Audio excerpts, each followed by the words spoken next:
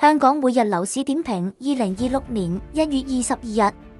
2026年樓市紅盤高開，新地西沙焦點新盤 CERA 銷情停不了。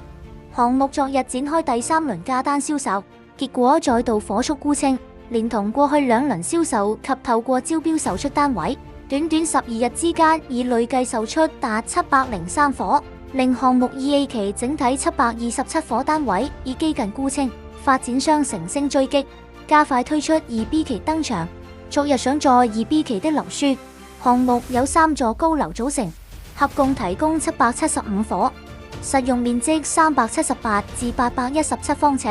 戶型涵蓋2房至4房，當中佔逾60%為2房單位。項目預計關鍵日期為2027年2月16日，樓花期長約13個月，預計於短期內展開推售。截至本月為止，今個月新盤銷售已達至約1600伙，成為過去7年最暢旺的1月份。加上未來幾日再有多個項目展開新一輪推售，相信本月新盤銷售勢必突破2000伙，再創近半年高位。此外，小型發展商 TKS 發展紅磡單廠新盤月碌昨日提價，加推2號價單共32伙，實用面積由166至304平方尺，切實價由349.9萬至659.5萬元，切實尺價由17238至25688元。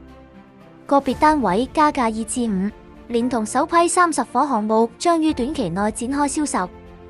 有關香港地產最新訊息，可瀏覽世紀21香港C21HK。